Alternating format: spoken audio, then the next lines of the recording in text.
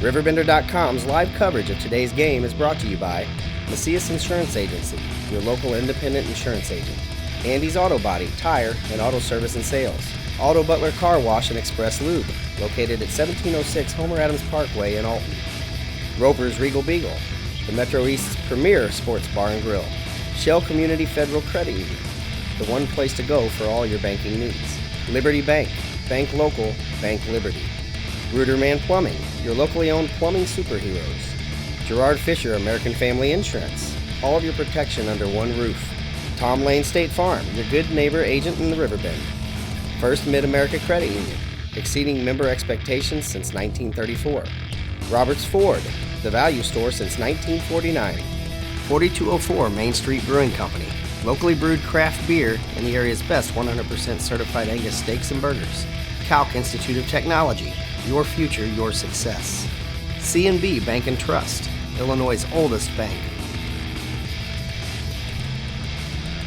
You're in tune to WBGZ Alton Live. Riverbend High School football, the Oilers and the Explorers on a beautiful Saturday afternoon, and the Explorers will receive the opening kick. It's a high short kick taken by Jesse Simmons at his own 15, out across the 20, dancing up the middle of the field, nearly stripped of the football, takes it out to the 29, and good coverage by the Oilers there as the Explorers release a plethora of blue and white balloons, and we are underway. Homecoming for Marquette. Well, I saw those bundled up down there earlier this afternoon, but I didn't realize we were going to get that kind of entertainment this early into the game. Now let's see if the Explorers can provide some more entertainment. And what the Explorers are going to be looking for is what they haven't been able to achieve all season long, and that's some consistency. They've shown the ability to move the football, but they continually shoot themselves in the foot and had to come from behind in the fourth quarter last week. They'd like to come out here and be crisp. And Trey Aguirre, the senior quarterback, brings the team to the line of scrimmage with the football just shy of the 30-yard line. Three-step drop, quick out to the left side to Jesse Simmons. Down the left sideline and a gain of 9 out to the 39-yard line for the Explorers. A nice, safe pass. Just simply step back, make the catch, get some good yardage. It's going to bring up a second and short. Every coach says that's what I'll take on first down anytime. 2nd and 1 for the Explorers from their own 39-yard line. Aguirre, the senior quarterback. Simmons, the senior wideout. Marquette generally goes with that spread offense, and they have two receivers to each side of the field with a lone setback in the backfield, and now the right side of the Marquette line jumps. Both the guard and the tackle took off before the ball was snapped. And that's what I was alluding to. Shooting themselves in the foot. Here you had 2nd and short. Now it becomes 2nd and medium. When you gain the yardage, you hate to have to give it back and regain the same yardage again. And that was nothing but a mental error. Somebody, either the center didn't snap it when he was supposed to, or the two guys on the right side of the line had the wrong snap count, or they were fooled by their own hard count. Now, again, two receivers to each side of the field. Diavion Peebles behind Aguirre, who operates from the pistol formation. 2nd and 6, Explorers from their own 34-yard line. Aguirre, three-step drop, quick out to the right side, and that is completed out there to Brian Nagy. And Nagy thrown back, but we'll see how much forward progress they give him. Not enough for the first. Well, it's going to be very, very close to the first down. They're going to put the football just shy of the 40-yard line. And it will depend exactly where they put it down as to whether it's a first down or not. Yeah, really, it was a generous marking because they got him right exactly when he caught the ball. Well, now they're going to mark off some more yardage. I guess there's no need of having a measurement because they're marked off 15 more yards. And I didn't see the indication, but it was a personal foul, perhaps a late hit by the Oilers, tacked on 15 and gave Marquette the first down of the ball game, all the way down at the Oilers' 46-yard line after the 5-yard completion from Aguirre to Nagy. We get the signal it was a personal foul against the Oilers. Receivers left and right, two receivers to each side of the field. Aguirre, three-step drop. Now he drops a couple more steps, goes deep down the right sideline, intended for Nagy, and he got all turned around, but I don't think he could have caught it anyway as the pass sailed about 2 yards out of bounds, but Nagy was behind the deepest defenders for the Oilers, as was a fellow wide receiver out there. Also out there was Jeremy Strable. They were both open, and your quarterback can't throw it out of bounds when you have two guys open deep. No, but you got to like the play call there. They ran that short hook, got the defense coming up, showed them that hook, and then it was a give and go, and down the sideline, wide open receivers just couldn't make connection. 2nd and 10, Marquette at the Oiler 46-yard line. They run the option to the left side. Aguirre now turns it upfield and never able to pitch it back to Peebles, which was his intent. And Aguirre gains a yard down to the 45-yard line. Well, that was a good decision on Aguirre. Even though there wasn't any yardage gain there, not only did they have him covered, but he felt that the pitchman was covered. Why get rid of the ball and risk a fumble or a loss on the play? Just take it yourself and get as much as you can. And a tremendous job by the right side of that Oiler defense of stringing things out, covering both the quarterback who looked to pitch it and the pitchback himself. And they hold the Explorers to a very short gain. We'll call it 1. 2nd and 9, Marquette at the Oiler 45-yard line. Aguirre, long count, takes the snap. Now they run the option to the right side. They pitch it back to Peebles. Peebles looking for some running room, finds none, and he's thrown for a 2-yard loss back to the 47-yard line. And again, good lateral pursuit by the Oilers. Luke Wells coming up quickly, and as you said, they have seen enough game film. They know about this option that the Explorers like to play, and they had that one schooled and played well. So the Explorers now forced into 3rd and long.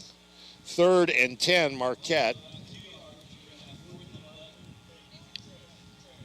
The line of scrimmage, the Oiler 46-yard line. And now the Explorers slow and getting, well, it's 4th down, I'm sorry. 4th down, so Marquette goes into punt formation. Bit of a breeze going to be on the punter's face. Ooh. High snap. Liam Maher brings it down and gets the kick away. And it will be returned by the Oilers from their own 16-yard line. Lucas Wells dancing, only able to take it back to the 18-yard line. So a 2-yard return, and the Oilers will have their first possession. 1st and 10 at their own 18-yard line. A good job there of staying composed, even though it was a bad snap. Got a good kickoff, good coverage, minimal return out to about the 18-yard line. 1st and 10 Oilers. We'll see what kind of offense they can come up with. As you said, scored some points last week, though they didn't get a win. The Oiler quarterback is Justin Engler, a sophomore. He sends a receiver wide to the right side, a wing to the right, and a tight end to the right. So they're strong to the right, the wide side of the field, and here is the handoff, and Zachary Womack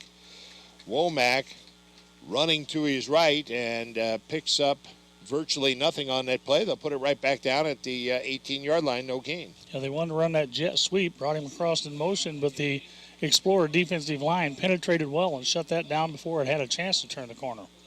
2nd and 10 Oilers from their own 18-yard line. Their first possession of the ball game. 8 minutes remaining here in the first quarter on a beautiful Saturday afternoon, live high school football on the Big Z. They put Womack in motion to the right side and hand him the football. And again, the Explorers string it out, and a host of Marquette tacklers are there. It led by Jeremy Strabel, who made the first hit. And Womack picked up maybe a yard, and it's going to be 3rd and 9. You know, one thing we've mentioned about the Explorers throughout the season, they're doing a good job of gang tackling. Once the first guy gets there, he knows help is always coming. So 3rd and long for the Oilers from their own 19-yard line, 3rd and 9. The Explorers picked up 1 first down, that on a penalty on their possession after taking the opening kickoff. Eventually had to punt. And now the Oilers trying to dig out of a hole here as they started at their own 18-yard line, and in 2 plays they've gained a yard. 3rd and 9 from the 19 for the Oilers. And here's some misdirection. Now a pass out to the right side, and that's going to be a first down as Engler got the pass out there and hit his man up the right sideline. And that looks like it was Womack once again. And a gain of 10 on the play out to the 29-yard line, and a first down for the Oilers, and some nice play action. Yes, and Womack knew exactly how far he needed to get down the field in order to get that first down. Good coverage on the play there as James Jernigan had him covered, but not much you can do about that one. A couple of sophomores hooking up there. Engler to Womack for the first down and a 10-yard pickup. And now whistles and flags at the snap as the Oilers start with a new set of downs. And that's likely not good news for East Alton-Wood River as they'll march off 5 for illegal procedure. And coaches will tell you by the time you get to the 5th week of the season, these kind of things should be corrected and shouldn't be happening. 1st and 15 for the Oilers from their own 23-yard line.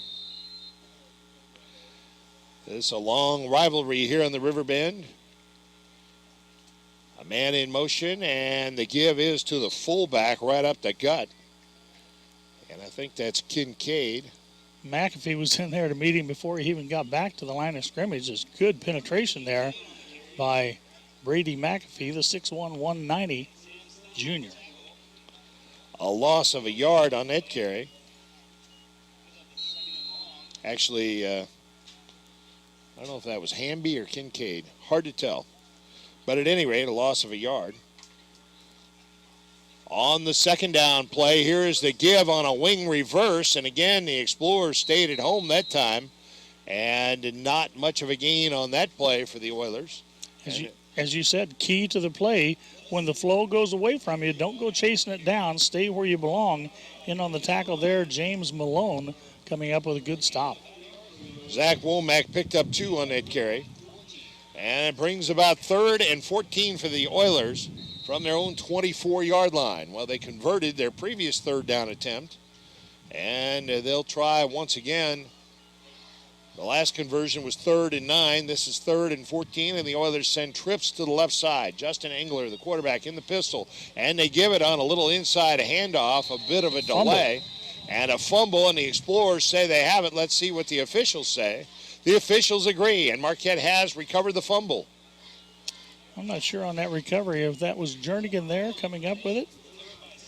It was Sam Stem. Big number 55 makes the fumble recovery. And who he's named after. Well, he's named after his distinguished uncle. I was going to say favorite uncle. Well, that may be true, too. I won't lay claim to being favorite, but I noticed you didn't agree with distinguished, so. I was thinking the word legend. I don't know. I had that stuck in my mind. I'll just stop while I'm ahead. 1st and 10 Explorers from their own at the Oiler 22, and now they go with a tight formation and a running play right up the middle of the direct snap to the up back, Liam Maher. And he plods forward to perhaps the 20-yard line. He may have gotten about 1.5 yards. We'll call it a gain of 1. Once again, you got to credit that Oiler defense. They've read that play. They've seen that play on tape, and it's usually been successful with the front line there of the Oilers defense. Shut it down for minimal gain. Well, so far, Marquette has run 3 times against the Oilers and gained 1 yard. 2nd and 9, and the direct snap now to Peebles. He finds some running room to the right side, slips through a couple of tackles, and powers his way all the way down to the 10-yard line. Big Diavion Peebles. At least he's running big. And he picked up 11 on that carry and a first down for Marquette. Well, he's definitely sleek and slippery. Hard to get a good hold on him as he eluded 2 or 3 different tacklers, and it's going to be 1st and goal for the Explorers. We're scoreless so far, but you got it. The Explorers are definitely knocking on the door. Peebles, 5'5", 135, and here is Peebles again on his feet, breaks a tackle, and finds the end zone around the left side. Touchdown, Marquette. Diavion Peebles from 10 yards out, and the Explorers break through. Yeah, that was a play that had trouble written all over it at the snap as there was a fumble in the backfield. Peebles says, don't worry about it. I'll reach down, I'll pick it up. I'll turn the corner around the left side. Before you know it, I'll get it 6 points. Well, all's well that ends well. I was being facetious when I called him Big Diavion Peebles. And the issue really for the defense in trying to bring Peebles down is he's so small and agile that it's hard to get a good beat on him and get a good hit on him. Now Liam Maher with the extra point attempt. The kick is up high, long, and good. 4:58 remaining in the first quarter. The score, Marquette 7, East Alton-Wood River nothing. You're listening to Big Z Radio Sports. It's the final play of the game. Down by 4, Andes will need to score to win it. The quarterback lines up. Ball is snapped. It's a handoff. He breaks outside of the tackle. He's got daylight. He could go all the way. Touchdown! Andes wins. You too can score a touchdown at Andes Auto Sales. Check out the all-star lineup at Andes Auto Sales today. Later, the Explorers take it into the end zone, and Marquette leads 7-0, and those turnovers will kill you every time. And now the kick by Liam Maher to the 1, returned by the Oilers out across the 10 to the 15, and reversing field at the 19, and the return man takes it no further. And we'll see if we can pick up a number. We apologize if we're not calling as many Oiler names as we'd like to, but they've got white jerseys with yellow numbers. And we got two old men up here in the booth, and we can't read them. I'm going to guess and say that was T.J. Lawson. It was a 20 and 28 listed as a return man, so we'll give Lawson credit for that return as he got it inside the 5 and got it out nearly to the 20. The Oilers in white jerseys, yellow pants with yellow and maroon trim. Now the snap is fumbled by Engler, and he has to go back and cover it at the 12-yard line, and that'll end up being a loss of 7. The snap, I say a bad snap. I think it hit him right in the hands, and he just wasn't watching. Either he was looking for something else or wasn't ready for the ball, but as you said, it was a good direct snap. Should not have happened. Of course, that's what happens when you're 0-4. So the Oilers, on their first possession, picked up a first down, and then on a third down play, tried that inside handoff draw play and fumbled the football, and the Explorers converted. Now, there's a near interception. Marquette had 2 shots at it. Not a good pass by Engler, and first Brian Nagy nearly brought it down, and then it deflected off his hands, and Jeremy Strabel almost picked it off, and instead, luckily for the Oilers, it fell incomplete. Yeah, Engler was under a bit of pressure that time, and it looked like he really didn't care who it was thrown to. He just wanted to get rid of the thing. And the Explorers kicking themselves there because if Nagy had brought it in, that might have been a pick 6 if he had kept his feet. And then Strabel had a good shot at it too after it deflected off Nagy's hands. So now 3rd and 17 for the Oilers from their own 12 or 13-yard line. Engler rolls to his right, lets it go down the right sideline, and overshoots his intended receiver out there. I think that might have been Womack. And Trey Aguirre had pretty good coverage down that right sideline as Engler tried to drop it in there. Yeah, they ran the wheel pattern. The outside receiver comes down and runs a deep post as he pulls the secondary end, and the second receiver heads down the wheel formation down the sideline, but couldn't make connection, going to bring up a punting situation. So the Oilers send Justin Engler back to his own 4-yard line awaiting the snap. He gets a good one, but then he drops it and covers the football at the 3, and the Explorers will take over on downs right there. Again, a good snap, and he just dropped it. Well, there was a situation where you couldn't ask for a much better snap to come, but it just seemed like you talk about a snake-bitten team. They just can't get things to go. 2 fumbles. The first one was costly. This one, even more so. 1st and goal, Explorers. The second turnover for the Oilers. 2 consecutive possessions. Well, it's not technically a turnover, but has the effect of one as the Explorers, in essence, take over on downs. And they do so on the 3-yard line, so here they are on the doorstep of touchdown number 2. And this time, the Explorers spread it out. Last time in the red zone, they went with the tight running formation. Now they go with the spread, and they put 2 receivers to each side of the field, the wide side of the field, the right side of the field. And here's a give right up the middle to Brady McAfee, and he powers his way in from 3 yards out. Touchdown, Explorers. Good job there of covering that ball up, driving those knees high. He was anticipating contact, but none was forthcoming. Good job by the offensive line, opening up a gaping hole for the touchdown. McAfee, a 3-yard touchdown run. And now Liam Maher, out of the hold of Trey Aguirre, will attempt to add point number 14. With 5 minutes left in the first quarter, there was no score. Now there's 4 minutes left. The snap, the spot, the kick. And with 4 minutes remaining in the first quarter, the score suddenly, Marquette 14, the Oilers nothing. You're listening to Big Z Radio Sports. Calc Institute of Technology is working for you with career programs for today's jobs. As a career student, you can expect a welcoming atmosphere with exceptional personal service, small classes with one-on-one attention, a set class schedule, and short-term programs that will get you into the workforce quickly. Calc has 2 locations for your convenience located in both Alton and Fairview Heights. For more information, visit Calc online at www.calc.edu. To the 15 and nothing doing as good coverage there by Marquette. And the Oilers once again will start deep in their own territory. Well, the first couple series started well enough for the Oilers. They stopped Marquette after one first down, forced the Explorers to punt. The Oilers then converted on a third down, had a first down, and then next third down came along and they fumbled the football. 3 plays later, Marquette's on the board. Then 3 and out, and they dropped the snap on the punt. And the Explorers take over on the 3, and 1 play later, now here it is 14-0. One thing to shoot yourself in the foot, but to blow the whole thing off is something else. That is almost like they gnawed their own foot off. And now the Oilers need to try to reestablish some momentum and a running play out to the 15-yard line. And a gain of nothing. No gain on the play whatsoever. I'm not sure. I thought maybe that was Hamby on the carry there, but maybe it's Kincaid. Kincaid, the fullback. No gain on the carry. And it'll be 2nd and 10 for the Oilers.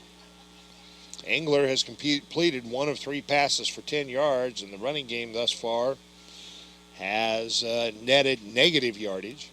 Now, Engler back to throw under some pressure, and now he's going to be sacked. He's thrown down for a loss all the way back inside his own 10-yard line.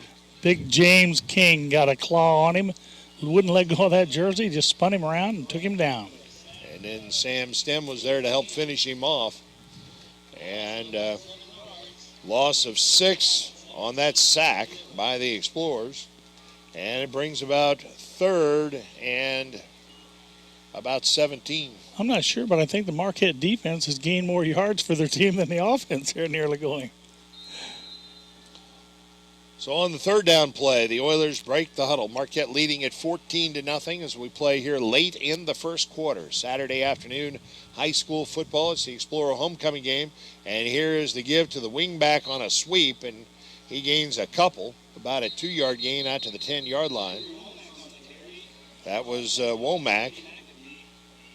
Brady McAfee on the tackle for the Explorers, but is there a flag? Well, he stopped play, pointed at one of the players. I don't know if he had an equipment problem or what, but he asked him to please leave the field. So a gain of 2 for Womack brings about 4th down for the Oilers. And again, Engler will go back in punt formation and stand at his own goal line. Now, the last time they did this, the punter dropped the snap, and the Explorers took over at the 3, and now Marquette wants a timeout. It comes with 2:06 remaining first quarter. Marquette 14, the Oilers nothing. You're listening to Big Z Radio Sports. Set, hit. Protection. Can anyone over there give me protection? Danny, hold. Put me in, coach. I can offer protection. Set, hit. Not only can I protect the quarterback, I can protect your dreams. Call me, Gerard Fisher, 466-7062. American Family Insurance. 4th and 15 from their own 10-yard line, and Justin Engler stands at his own goal line and gets the snap, and they're going to run a fake of all things, and he's got the first down. Unbelievable. Out across the 25 to about the 27-yard line goes Justin Engler, and a gain of 16 or 17 on the play and an Oiler first down. Well, that's gutsy. I thought, though, when he ran it was going to be a rugby kick as he headed over, and I think he just made the decision, the coverage isn't there, I think I can make it, and sure enough, he did. 17 yards on the play and a first down for the Oilers, their 2nd of the afternoon, and they get out of a hole. They have it 1st and 10 at their own 27-yard line. Well, if that had failed, they'd have really been in trouble. Wouldn't be any worse than the last play. That's true. They couldn't get the punt off. So 1st and 10 Oilers from their own 27-yard line, and here is the give right up the middle on a nice running play there by the Oiler running back as he takes it out across the 30 to the 33-yard line. Womack, I think, on the carry that time. A good play fake there by the fullback as he was tackled by a couple of Explorers over on this side of the field. And you know you're carrying out a good fake if you get tackled without the ball. A gain of 6 on that carry. 2nd and 4 Oilers at their own 33-yard line. A receiver to the right side, a wing to the right.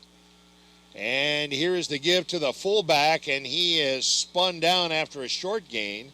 He was hit in the backfield, spun off a tackle or two, and managed to fight his way forward. That was Hamby on the carry that time, and he gained a yard. Now they're still trying to stick to their basics and see if they can get the basic running game going. 3rd and 3 for the Oilers from their own 34-yard line. We're inside of a minute remaining in the first quarter. Marquette leads at 14-0. The Oilers looking to pick up their 3rd first down of the first quarter. And whistles and flags with the snap, and the Oilers again shoot themselves in the foot. Well, the umpire didn't like something he saw right there in the middle of the line, so he's going to toe the line of scrimmage, and he'll send the Oilers back 5. 3rd and 3 becomes 3rd and 8. The 3rd penalty of the quarter for the Oilers for a total of 25 yards. I don't think they have 25 yards in offense, and they have 25 yards in penalties. Yes, it was a procedure call on the Oilers. 3rd and 3, you got so many plays you can use. 3rd and 8, you have to throw half of those plays out the book. So Engler brings the team to the line of scrimmage, and they send a receiver to the right side. That's the short side of the field. Double wing formation with a tight end to the left. And here's the give on the wing sweep to the left side, and that play goes nowhere. Back to the line of scrimmage goes the running back, but no further. And it brings about 4th down for the Oilers. I think that was Zach Wells. I thought you were going to say, I think they're going to punt, but we can't be sure. So Wells, no gain on that carry. And it brings about 4th down. On 4th and 15, the Oilers punter took off running to the right side and picked up a first down. Tell you what I'm going to do, Sam. When they go in at halftime, I'm going to take my black magic marker into the locker room and at least get the back numbers colored. Engler that time gets the kick away on that rugby-style kick. It bounds out of bounds to the far sideline. Not a great kick. And then a flag was thrown all the way over here on the near side. I don't know what that guy saw because there wasn't a player within 30 yards of him. But he saw something. Could be time for the sideline warning. Okay, well, if it's a sideline penalty against Marquette, it'll be a warning the first time and have no effect on the play whatsoever. And the ball sailed out of bounds on that punt at the Explorer 49-yard line. So pending, it is a sideline warning against Marquette, so no yardage marked off this time. It will be next time, though. And that's the end of the first quarter. The score, Marquette 14. The East Alton-Wood River Oilers nothing. You're listening to Big Z Radio Sports. Calc Institute of Technology is working for you with career programs for today's jobs.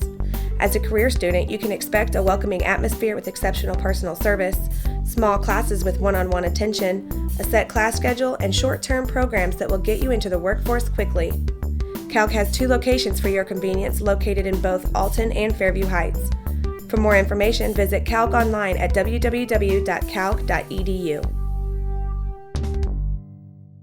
There's a deep down the middle, and the Oilers are there to break it up. The intended receiver was Brady McAfee right down the middle of the field, and the Oilers had good coverage on that play.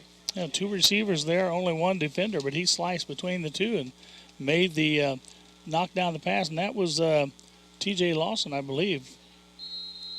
Aguirre, 2 of 4 in the passing department for 14 yards. And it's 2nd and 10 Marquette. So the Explorers still had not put together a sustained drive. Both of their scores on short fields, one after a turnover and one after a drop snap on a punt. And the Explorers took over on downs at the Oiler 3. So let's see if they can put together a long drive here. Here's a give right up the middle to McAfee. Breaks it outside to the right side. Turns up the right sideline, and he is gone. Brady McAfee, 51 yards for the touchdown. And what a great job by McAfee finding the hole. Yeah, for some reason, Aguirre wanted him to come over and step to the other side, so he put him over on the left side of him, gave that handoff, and McAfee went around right in, and you could tell once he got through the first line of defense, there was nothing in the secondary that was going to catch him. That play was designed off tackle right. He bounced it outside to the right side and was able to turn that corner, split 2 defenders, and as soon as he did, he was gone. There was no doubt about that. 51 yards for the touchdown for Brady McAfee out of the backfield. And now Liam Maher will attempt to add point number 21, and that one hits the left upright and goes through. How about that? Everything's going Marquette's way here on homecoming. 11:43 remaining second quarter. The score now, Marquette 21, the Oilers nothing. You're listening to Big Z Radio Sports. Dad, the toilet's clogged again. Ruderman to the rescue. We'll clean any drain, anytime, anywhere. Ruderman is your locally owned and operated plumbing and drain cleaning company. We're friendly, fast, and reliable. Ruderman takes the extra steps to protect your home while providing stellar 24-hour emergency superhero service with hometown pricing. So for plumbing repairs, drain cleaning, water heaters, filtration systems, or just when your house pipes are in trouble, call Ruderman. Maher kick, the return man, and I'm certain that was Zach Womack, had it hit him at about the 15, bounced to his feet. He picked it up and went right up the middle, split some defenders, and took it all the way out to the 38-yard line, the best field position of the afternoon for the Oilers. And it looked as though he almost lost his balance as he tripped over the 35-yard line, or he may have gone further. So Justin Engler, the sophomore quarterback, brings the team to the line of scrimmage, 1st and 10 from their own 38. And here's the give on that jet sweep, trying to turn the right corner is Womack, and he is cut down. Jeremy Strabel came up and made a good defensive play from the defensive backfield and throws Womack for a loss of a yard. And then I think, is that a flag I see out there? No, I think an Oiler dropped the towel. I was going to say Cornhusk, but we're in the city now, so. 2nd down and 11 as Womack lost a yard on that play. Yeah, Strabel did a good job there of containing that inside out. He had outside help from Nagy, so the runner was no way he was going to get outside either. On the 2nd down play, 2nd and 11, a man in motion to the left side, and Engler rolls to his left, looking to throw, under some pressure, now steps up, now decides to run with it. A flag is thrown, and that probably is not good news for the Oilers. And Engler is thrown for a loss of a couple back to the 35-yard line. Kind of an oddity on that play because there was a man in motion and the quarterback took a couple of steps back before he received the ball. In essence, don't you really have 2 men in motion in that case? And now there's an Oiler down, and I'm not sure who it is. It might be Engler. And I haven't seen any indication as to the penalty, and I guess they'll wait for the injured player to be attended to before they explain what the penalty is. Players for both teams down on a knee as they attend to the injured Oiler, who is lying at the 33-yard line. It's a hold against the Oilers, so now Marquette will have to decide, do you want to walk them 10 back, or do you want to, since it's a 2-yard loss, you can just take the down. It'll either be 3rd and 13 or 2nd and 21. So they'll talk it over with Sam Stem, and Sam's going to check the sideline and see what the coaching staff says.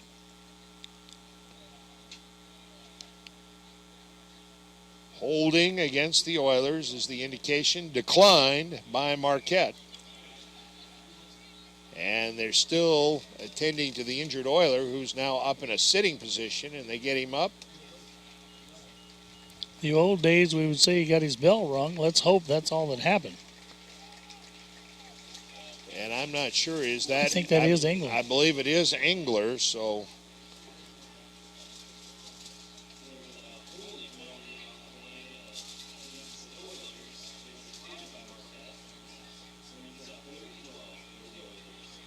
Trying to figure out who the next man up is at quarterback.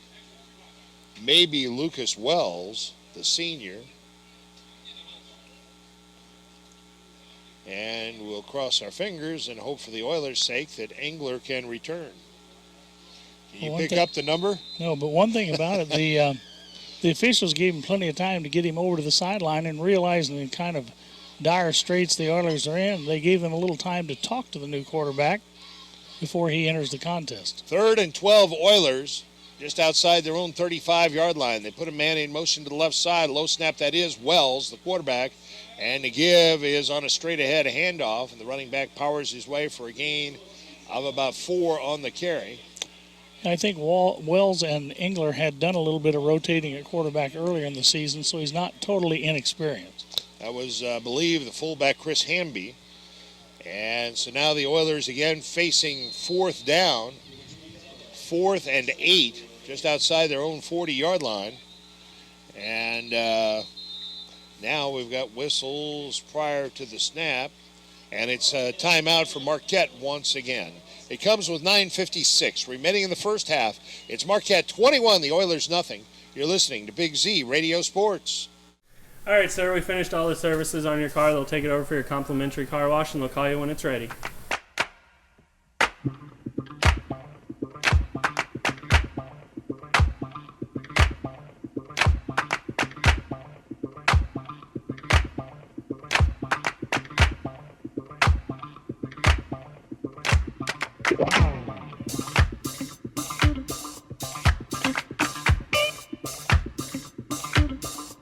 Following the Explorer timeout, and Marquette has used 2 of its timeouts here in the first quarter.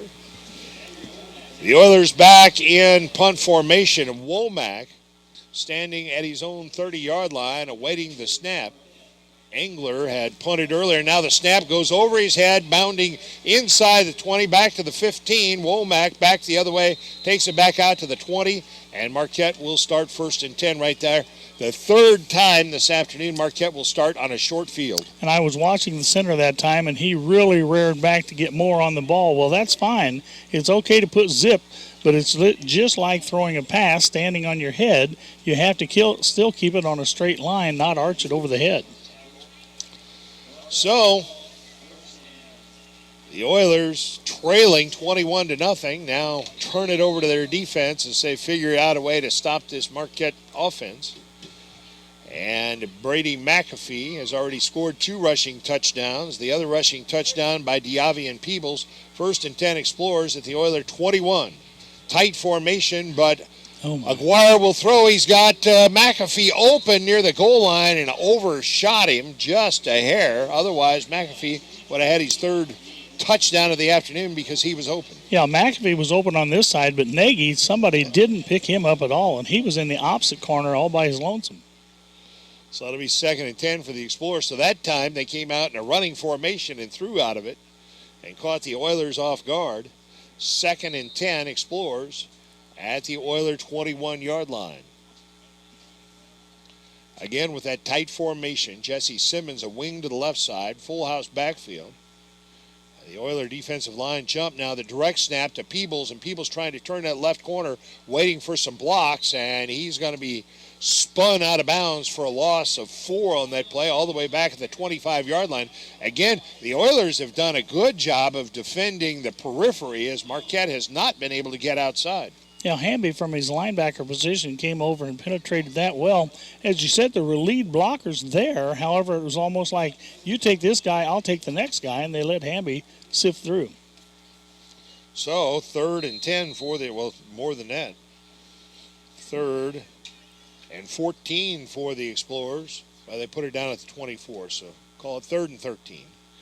We'll get that sorted out. A receiver to the right side, another man in the right slot. Peebles in the backfield with Aguirre as Aguirre operates from the pistol formation. And on 3rd and 13, a long count. Now Peebles shifts from the right to the left of Aguirre.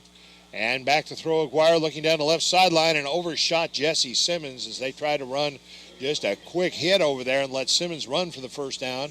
And Aguirre sailed it about 3 feet over his head, and Marquette has completed only 2 of 6 passes this afternoon. Yeah, and I'm not sure if Simmons caught that ball, if he'd been able to turn down the sideline. Good coverage over there by the Oilers, and this is the part of the field I like because it's field goal range.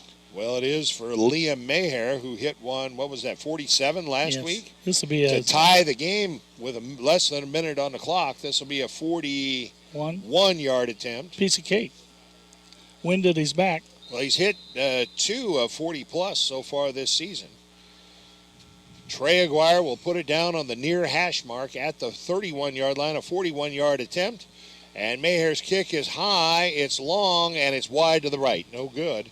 And so the Oilers dodge a bullet there after giving Marquette great field position. The Oiler defense holds, and the Oiler offense back out onto the field. 9:28 remaining first half. The Explorers lead at 21-0. You're listening to Big Z Radio Sports. At Shell Community Federal Credit Union, you are important. We work hard to ensure you have the best banking experience possible. Whether you are inquiring about opening a savings account or wanting to learn more about a loan, our professionals are here to help you with any questions, and we will walk you through every step of the process. Since opening our doors in 1935, we've never forgotten that our members are our most important asset, which is why we continue to excel. For all your banking needs, Shell is the one place to go. 20, 1st and 10.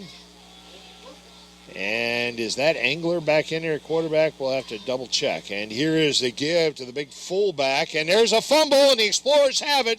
Brian Nagy picks it up after the Oilers fumbled it. And it is it's the second Oiler turnover of the afternoon.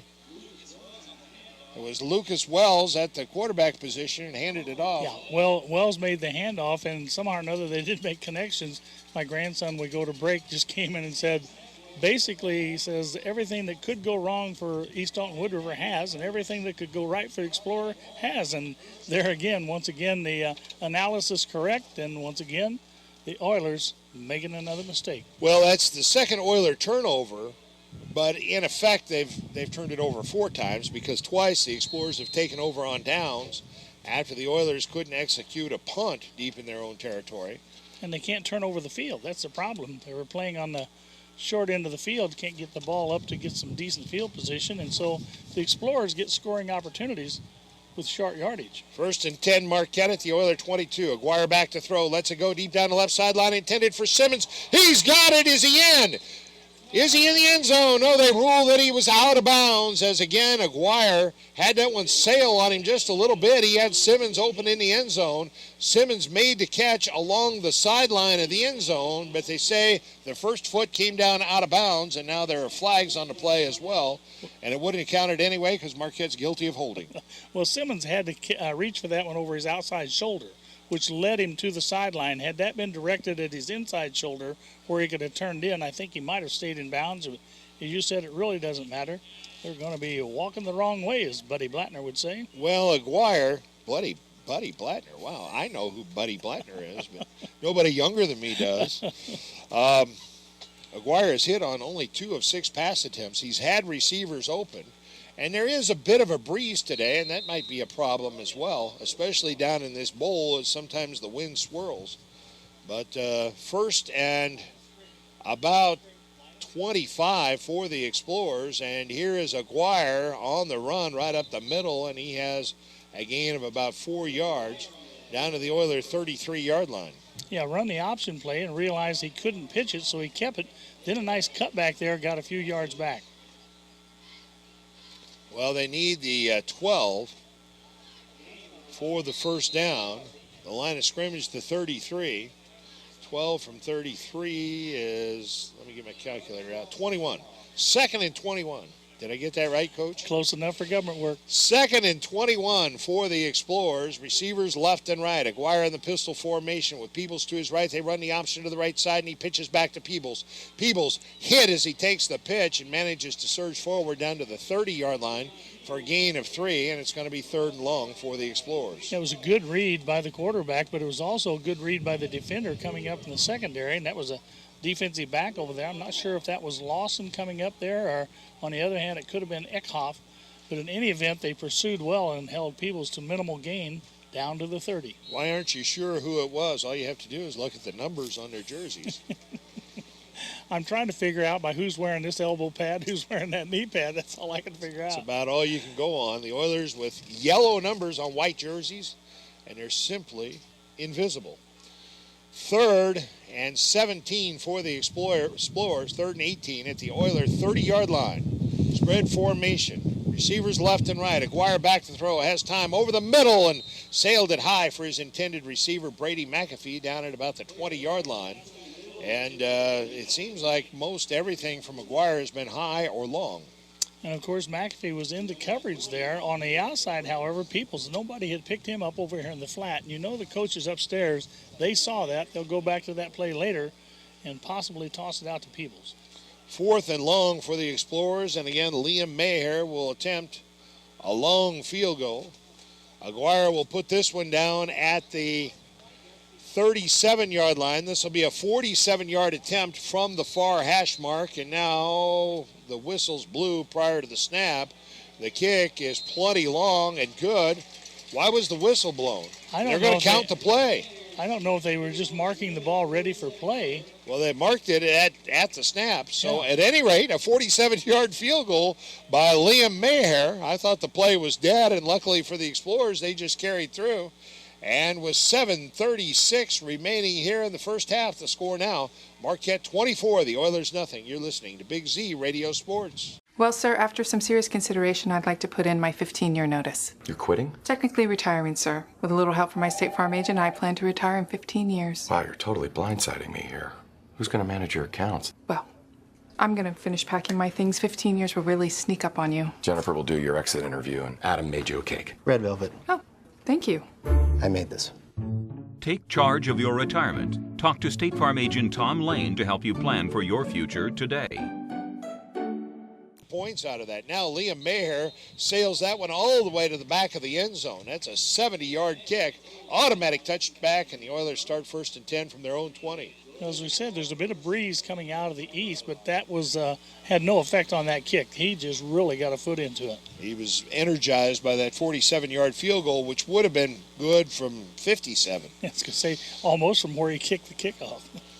And so the Oiler offense, which has gotten not much of anything going, they've posted 2 first downs on the afternoon. Marquette has only 4 first downs though. And problem is you don't get many first downs on short fields. No, that's true. And so the Oilers, and I believe it's still Lucas Wells at quarterback, as Justin Engler went down with a leg injury. Well, we don't know what kind of injury it was. Now here's a fumbled snap, and lucky for the Oilers, Wells falls on top of it. And if the wheels haven't come completely off, the last one's wobbling. I was going to say, there's only one left. A 3-yard loss for Wells as he covered that fumble. The Oilers have turned it over twice and then 2 more times.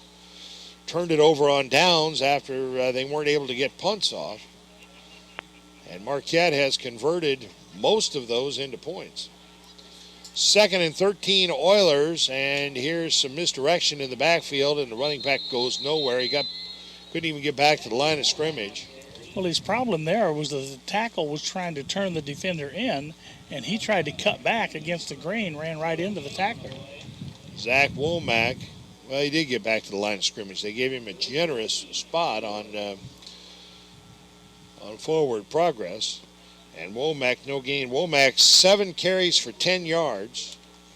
He is the Oilers' leading ground gainer. After that, Chris Hamby, 3 carries for 4 yards. So throwing the losses, 10 yards rushing for the Oilers and 6 yards net passing. 16 yards in total offense. And penalties, they have what, over 30? 25 yards in penalties on 3 flags. And here's a pitch back and trying to sweep the left side. They've got some good running room out there, but the Explorer defense finally closes in and wrestles the ball carrier out of bounds after about a 10-yard gain. And that was T.J. Lawson on the carry for the Oilers. And he did pick up 10. Now they face 4th. Well, he picked up 11, and it's 4th and 1, and they may go for it. Now, Strabel had the guy stood up, so Nagy decided he would go for the ball, tried to strip him of the ball, but held on to it, brings up 4th and 1. Lawson picked up 12 on that carry. Now Womack back in punt formation. Let's see if they might fake it here and snap it to an up man. No. And it's going to be a rugby-style kick off the left foot of Womack, and he gets it away. And it rolls dead at the Explorer 46-yard line, and Marquette's offense will take over 1st and 10 right there. They won't know what to do starting on their own side of the 50-yard line, will they? It'll be the longest drive of the night. Yeah, the Explorer,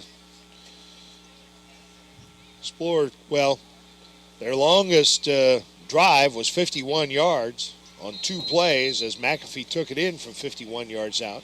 1st and 10 Explorers from their own 46. Pair of receivers to each side of the field, and a quick out to Jesse Simmons to the right side, and Simmons dances across midfield, and he's thrown out of bounds at the Oiler 48-yard line. They're going to put it down at the 49, and that'll be a gain of 5. Simmons is not a very big target, 5'8", 150 pounds, but a good set of hands on that young man. And good running ability after the catch. 2nd and 5, Explorers at the Oiler 49. Quick pass out to the right side. Simmons once again, first down yardage, and powers his way down to the Oiler 41-yard line, and a gain of 8 on that quick out. Yeah, that time both Simmons and McAfee on the curl pattern. McAfee, once he saw the ball wasn't coming to him, just turned around and watched the play. And I think the coaches will probably tell him, you might go on downfield and give us a lead block. Marquette goes without a huddle from the Oiler 42. Here's Brady McAfee inside to 40, working the left side of the line down to the 38-yard line, a gain of 4. McAfee 3 carries for 58 yards and 2 touchdowns.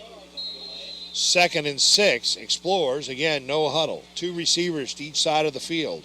Aguirre on the 2nd down play, takes a snap, 3-step drop, launches it deep down the right sideline, intended for Simmons. He's wide open, diving attempt at the 2, and he can't get there. As again, I think the wind came into play there, a nice tailwind, and Simmons was 10 yards behind any defender and laid out for it at the 2 and came up just shy. Yeah, there's a pass where if he just put a little bit more air under it and allowed the receiver time to run under it, it would have been a touchdown. Now 3rd and 6 for the Explorers. Nobody covered Simmons that time, did they? He just blew by everybody. It was an Olay defense. As he went by, they said, Olay. 2 receivers to each side of the field. 3rd and 6 Explorers at the Oiler 38-yard line. And here's the give right up the middle. Brady McAfee, first down yardage all the way down to the Oiler 29-yard line. A gain of 9 on that carry and another Marquette first down. We got another Oiler down on the field. It looked like he twisted an ankle or twisted a knee as he tried to make the tackle. Well, McAfee is a force out of the backfield. They don't use him there on a regular basis. But when he runs the football, he's got good speed and good running ability and finds the holes well. And now with the Oiler player down and injured, and now they're calling for the medics, the ambulance, to come on up the track. So right away they've determined that the player could be a dislocated knee. Needs the assistance of the paramedics. And with that, with 4 minutes and 30 seconds remaining in the first half, the score is Marquette 24, the Oilers nothing. You're listening to Big Z Radio Sports. Roper's Regal Beagle, located on Godfrey Road, is the Metro East premier sports bar and grill. Open Sunday through Thursday till 2 a.m. and Fridays and Saturdays till 3 a.m. At Roper's Regal Beagle, you will enjoy some of the area's best pizza from their wood-fired pizza oven.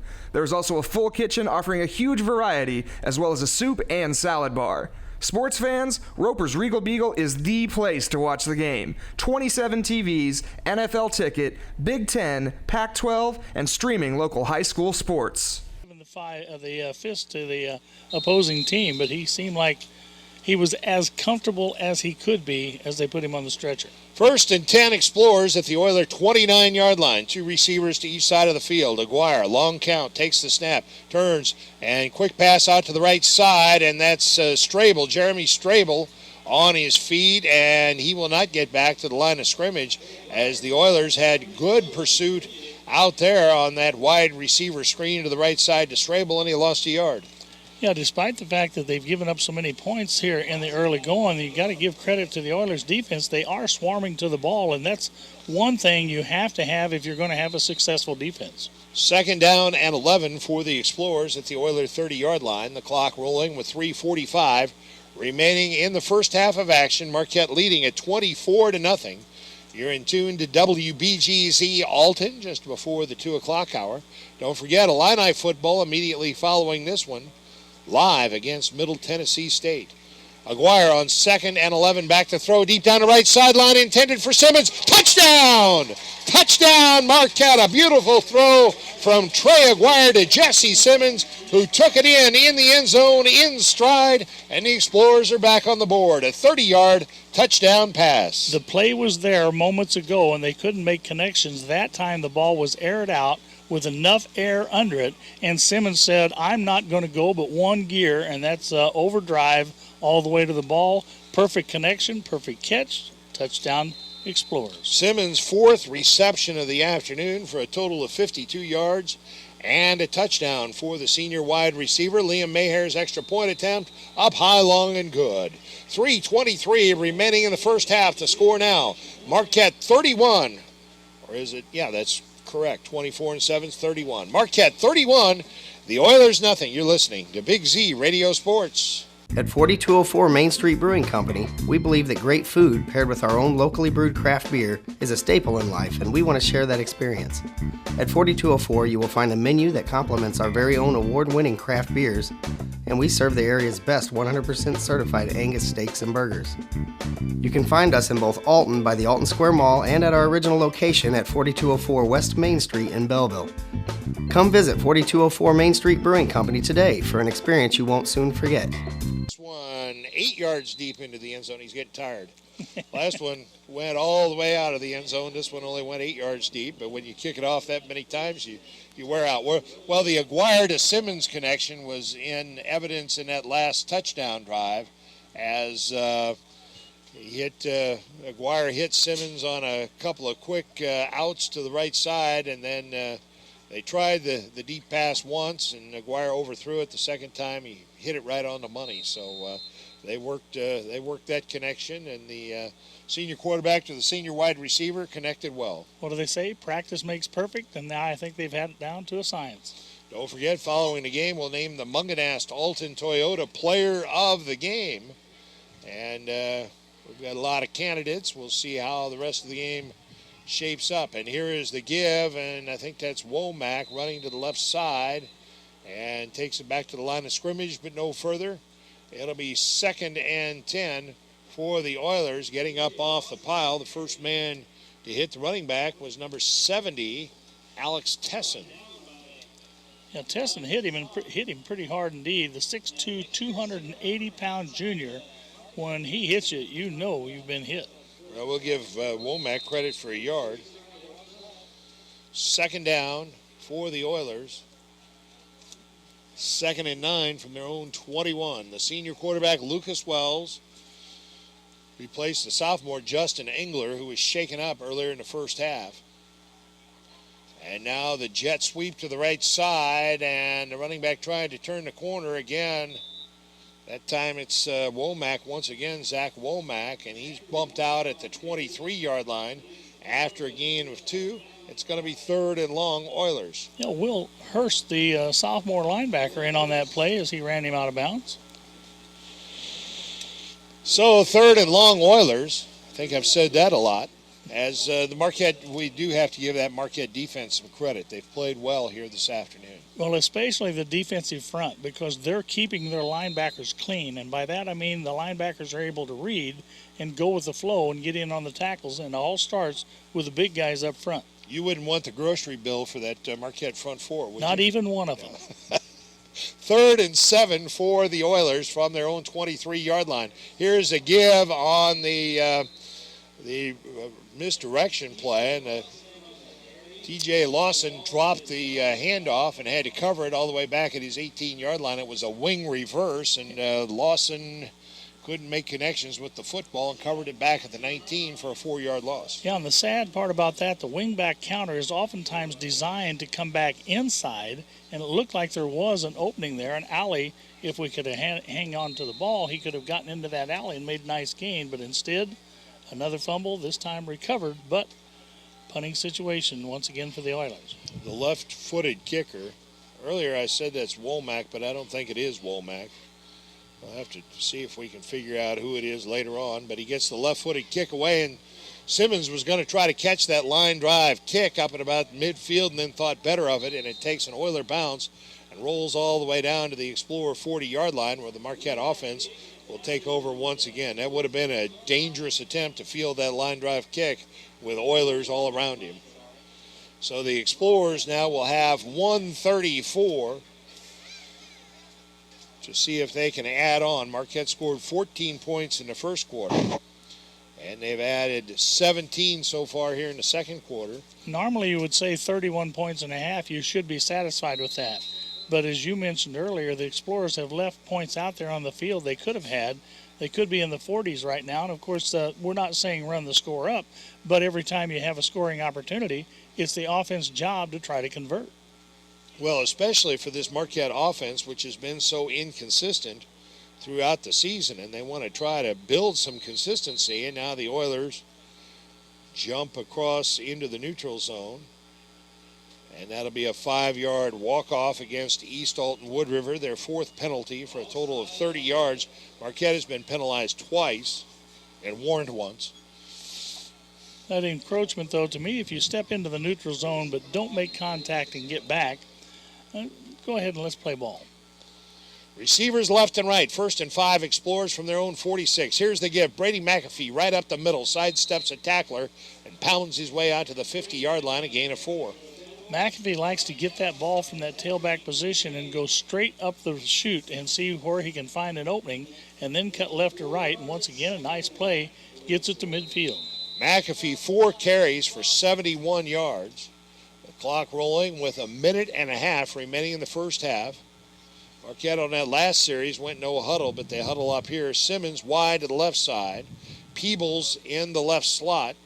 2 more receivers, Nagy and Strabel wide to the right side. McAfee in the backfield with Aguirre, and again the give to McAfee. No running room to the right side, tries to bounce it outside to the right side, finds a little running room out there and gets a first down as he just, his transmission is working. Yes. He was going full drive and decided better put it in reverse, did a spin move, got back out or backed out and went off to the right side and made something out of nothing. Picked up 2 when he only needed 1, and he was a classic explorer there as he was exploring for a passage to the promised land. First down territory, the 8th first down of the half for the Explorers. 1st and 10 at the Oiler 47-yard line. Receivers left and right. Simmons on the right sideline. This time they run the option to the left side, pitch it back to Peebles, and Peebles made a poor decision. He had a running lane inside of that outside blocker, and instead he tried to take it wide, and there was nothing there. And he got a yard on the carry, but I think his running lane was inside that outside blocker. Yeah, Wells with good penetration was able to come over and make the tackle on that. No gain on the play. We have seen that option work so well numerous times for the Explorers this year, but you got to give the Oilers credit. They have sniffed that out, and they've played it pretty well here in the early going. The Explorers used their final timeout.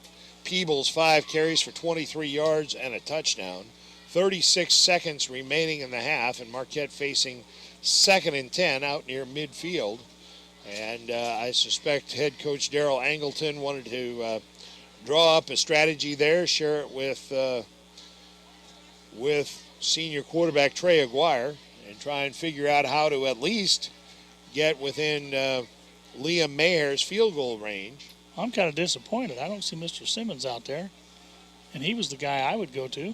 Yeah, he's on the far side. He's over there. There he goes. Okay. Wide to the right side. He's easy to find because he wears those white sleeves and white gloves. White stockings as well. 2nd down and 10 for the Explorers at the Oiler 47-yard line. Aguirre rolling to his right, lets it go downfield. He's got his man Brady McAfee on the right sideline. McAfee went high to bring it down and then was smart enough to take a step forward to get a first down and then a step to his right to get out of bounds. A gain of 11 and a first down for the Explorers. Yeah, 3 receivers kind of flooding that right side. 1 deep, 1 medium, 1 short. McAfee was the medium receiver, and he got the call, and he got the job done. McAfee's first reception of the afternoon. He's rushed for 73 yards. He scored 2 touchdowns. 1st and 10 Explorers at the Oiler 36 with 25 seconds remaining. Quick out to the right side, intended for Jesse Simmons. Off his hands and nearly intercepted by the Oilers, but it was caught by the defender, but he was out of bounds. You gotta be careful. Well, he was in bounds and then stepped out. So it is an interception, and the Explorer drive is dead, and the Oilers take over on the turnover. I thought the way he gave up on it that he thought that he was out of bounds, but as you said, the difficult thing about that pass, you don't want to throw it high because that's exactly what will happen. Through the receiver's hands, right into the hands of the defender. So the Explorers, who were looking for more points, now going to look to get that defense out there and shut down the Oilers one more time. 19 seconds remaining in the half. And the Oilers will line it up with the senior quarterback taking the snap and turning and handing it off to the fullback. And right up the middle he goes, dragging a tackler with him out to the 39-yard line. And a gain of about 7 on that carry. Was that Chris Hamby? I believe it was. Jack Parker comes shooting through from the linebacker position. Got a hand on him to slow him down, but that's going to be it for the first half. The end of the first half of play here at the Explorer homecoming game at Public School Stadium in Alton. And in the first half, it was all Explorers. It's Marquette 31, the Oilers nothing. You're listening to Big Z Radio Sports. Red or black, silver or gold, new or used. At First Mid-America Credit Union, they know options are important to you. That's why they've made relationships with local dealerships where you'll receive all the extras with First Mid-America Credit Union's low rates and financing done on the spot. All you have to do is decide what you want. Your car, our loans, they're made for each other. www.1stmidamerica.org or call 618-258-3168 to speak to a representative. With Gary Boker, Sam Stem back at Public School Stadium in Alton, all set for the second half kickoff. The Oilers will take the second half kickoff as Liam Maher has the ball teed at his own 40-yard line. The Oilers will defend the east goal, so the Oilers will be going from our right to our left here in the third quarter. The way the breeze is blowing, I don't think he can get this one through the uprights. It is a pretty stiff breeze, and the wind does knock it down, and the Oilers will return from their own 9 out across the 15 to the 20, and out to the 26-yard line goes the return man. Is that Lawson? I believe it is. Yes. T.J. Lawson on the return. That was a good guess on my part, wasn't it? Well, you and the PA announcer both agreed on the same guy, so 2 for 2. Let's take it. So the Oilers start from their own 26-yard line. And it appears the quarterback remains the senior Lucas Wells. The sophomore quarterback Justin Engler started the game, but he was shaken up in the second quarter and has not returned. The Oilers send a receiver wide to the right side, a double wing formation with the quarterback Wells in the pistol formation. Quick pass out to the right side, and it was behind the intended receiver, who was the wingback who had come in motion. And they just tried a little rub play out there, and receiver can't catch it when you throw it behind him. It'll be second and 10. I think that's one of the most difficult passes. The receiver's running directly away from the quarterback, looking over his back shoulder, trying to make a catch. And then, of course, if it's thrown in the off the wrong shoulder, it really looks bad, and that's what happened there. Second and 10 Oilers from their own 26-yard line. Just underway in the second half. Illinois and Middle Tennessee State follows this one live.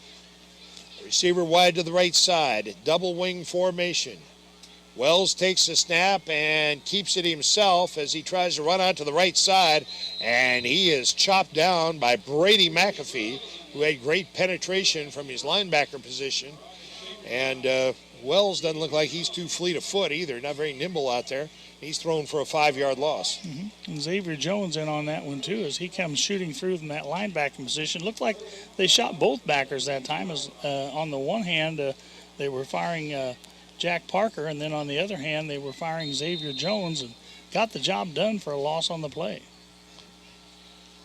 So now it brings about 3rd and 15 for the Oilers, just outside their own 22-yard line. The clock rolling with 11 minutes remaining in the third quarter. Marquette leads at 31-0. Wells takes the snap, drops to throw, sets, under pressure, lets it go deep down the left side. He's got a man wide open, and he dropped it. It was Womack. He was wide open at the Explorer 45. It hit him right in the hands and clunked off those hands and onto the ground. Maybe he ought to take the gloves off. Take the gloves off, exactly what I was going to say. I don't know, but I think he was thinking 6 points before he got the ball in his grasp. There was nothing but green grass ahead of him. It was a beautiful pass by Wells, and Womack was wide open. He laid it right in his hands, and it was like those hands were made of stone. He may as well have been wearing boxing gloves. Yeah. And those kind of plays are really discouraging. What could have, should have been a first down instead brings up a punt. The Oiler punt, and the Explorers will let it hit as it was one of those rugby-style kicks. It rolls dead at the Marquette 44-yard line, and the Explorer offense takes over 1st and 10 right there as the Oilers went 3 and out, but had their best opportunity for a big play as Wells hit his intended receiver right in the hand. I still can't believe he dropped that. As the pass was coming down into his hands, I was looking around to see if there was anybody who was going to catch him, and like you, I don't think there was. No, I think he had 6 points in his mind and didn't realize before you head to the end zone, you got to take the ball with you. So Marquette starts 1st and 10, just shy of their own 45-yard line. Jesse Simmons and Diavian Peebles split wide to the left side. They send trips to the right side. McAfee, Strable, and Simmons is over there on the island all by himself. Yeah, and it's going to be a quarterback draw by Aguirre, and he gets back to the line of scrimmage and no more. It'll be 2nd and 10. He said, I wish I had thrown that one. Well, again, Marquette's biggest problem, in my view, especially in the 2.5 conference games this year, has been inconsistency on offense. They can get some big plays, and at times they can sustain drives, but then other times they just bog down and don't execute. It'll be 2nd and 10. Let's see if they can execute here. Aguirre takes the snap. 3-step drop. Quick pass out to the left side to Simmons. Puts on a move. Jesse Simmons spins a couple of times and gets positive yardage across midfield and down to the Oiler 49-yard line, a gain of 6. He's going to get 6 or 7 yards, and he should have been stopped with a gain of just 2 or 3, but I didn't hear the music, but he was definitely dancing over there, wasn't he? He was indeed. Simmons now 5 receptions for 58 yards and a touchdown.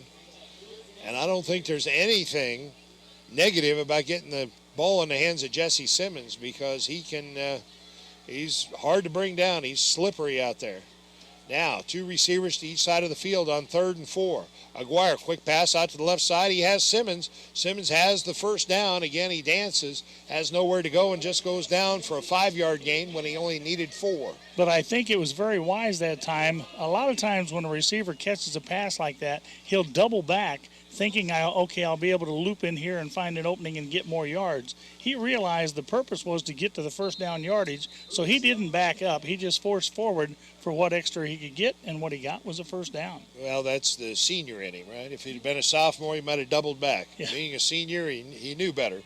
The clock rolling with 9:05 remaining third quarter. 1st and 10 Marquette at the Oiler 45-yard line. Trips to the right, another receiver to the left. That's Simmons to the left. They run the option to the left side, and Aguirre sees an opening and just runs straight ahead to the left side and picks up 5. Well, the reason he picked up 5, or one of the reasons, was Marshall Youngblood did a good job of coming down and sealing in, opening the hole up off of his backside. 2nd and 5 Explorers at the Oiler 40-yard line. And a methodical drive for the Explorers here as they're just biting off little chunks at a time. That's how you eat an elephant, right? And that's one bite at a time, and that's what the Explorers are doing here. Yeah, despite my indigestion, that's how you sustain the drive as well. 2 receivers to each side of the field. McAfee now in the backfield with Aguirre, who operates from the pistol formation. Peebles shifts from the left to the right, so now they have trips to the right wide side of the field. Long count, and here is the give to McAfee right up the middle. Sidesteps a tackler. Still on his feet, down to the 30-yard line. A pickup of 10 on that carry for Brady McAfee. All of the motion and so forth prior to the snap did not fool the interior linebackers for the Oilers. They stayed home, but to no avail because McAfee, with one quick juke step, went right between them, split the difference, and got down to the 30.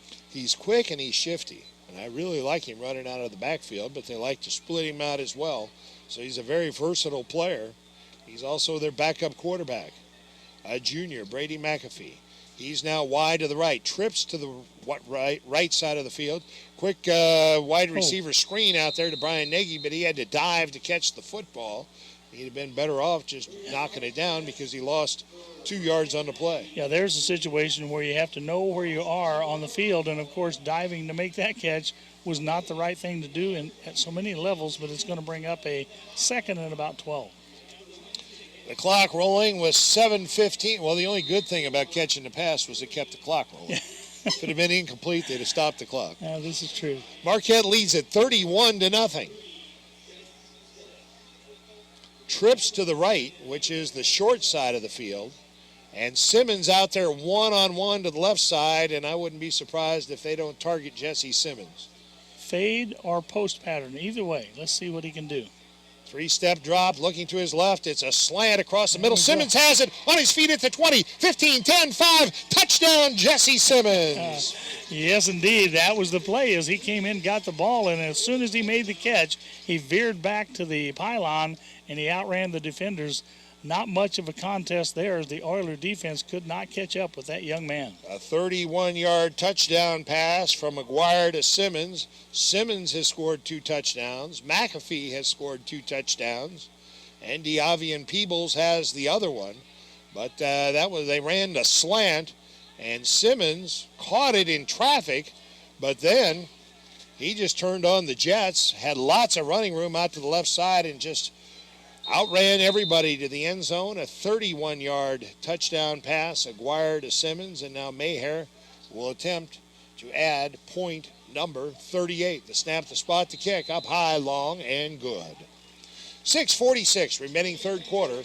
It's the Explorers 38, the Oilers nothing. You're listening to Big Z Radio Sports. Has free checking become a thing of the past? Not if Liberty has anything to say about it. With 3 free personal checking options and even a free business checking account, free is alive and well at Liberty Bank, the local bank that gives you free checking choices and more cashing in your pocket. Bank locally, bank Liberty. For more information, visit www.bankliberty.com.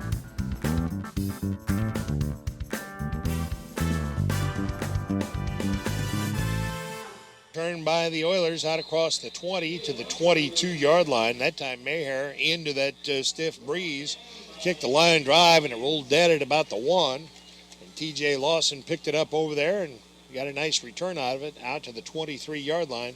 But the Oilers, who have only 2 first downs all day long, and they came early in the first quarter, will go back to work. Yeah, Andrew Scroggins, the 5'9", 150-pound junior, in on the tackle. He started to come over to the sideline. The coaching staff said, nope, you've earned the right. Go out there and play a little defense. 1st and 10 for the Oilers from their own 23-yard line. They send a receiver wide to the right side. The senior quarterback, Lucas Wells, operates from the pistol formation. A wing to each side of the field and a lone setback. And here's the give to the fullback right up the middle. And it's a rugby scrum out there as the running back is thrown back after a gain of a yard, maybe 2. Well, once again, good gang tackling by the Explorers, and coming up quickly there to make the contact was number 33, and that's Cameron Rainey. And then he had some help from the big guys, Alex Tesson, one of them who was in there to help finish him off. And a host of Explorers end up on the play, and that's been the case many times tonight. Chris Hamby picked up 2 on that carry. Hamby 5 carries for 14 yards. We're at the midway point of the third quarter. 6 minutes remaining. Marquette leads it 38-0. A receiver to the right. Double wing formation. Wells puts a man in motion to the left side, and on 2nd and 8, he drops to throw. He's got Womack wide open again at the 50-yard line, and that time he overshot him by about 2 yards.